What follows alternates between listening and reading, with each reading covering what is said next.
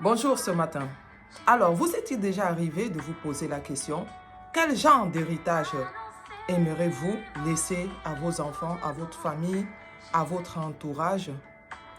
Le plus souvent, nous allons sur les réseaux sociaux pour chercher les exemples de femmes à suivre. On tombe sur celles qui vraiment édifient et celles également qui égarent.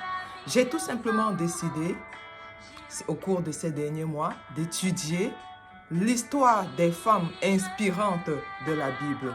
Je les partagerai peut-être avec vous, mais ce matin, je vous parle de celles de Eunice et de Louise. Nous allons commencer par celles qu'on ne connaît pas forcément, comme Marie, Déborah, Esther, les histoires des femmes merveilleuses de la Bible que nous maîtrisons très bien, mais nous allons d'abord commencer par celles dont on n'en parle pas trop.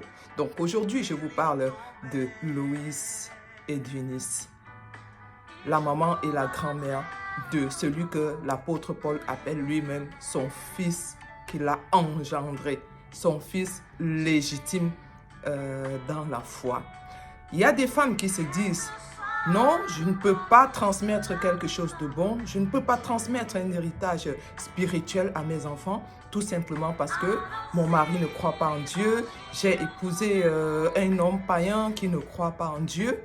Mais j'ai été touchée par l'exemple de Eunice, qui malgré le fait, selon les Écritures, son mari n'était sûrement ou peut-être pas chrétien, a quand même pu transmettre sa foi à son fils Timothée, a quand même pu imparter sa foi à son fils Timothée. Ce qui nous montre que, femme, c'est possible. Toi qui te dis peut-être, non, mon mari n'est pas chrétien, je ne peux pas éduquer mes enfants selon la parole de Dieu, je ne peux pas transmettre spirituellement ma foi à mes enfants. La Bible te dit que cela est possible.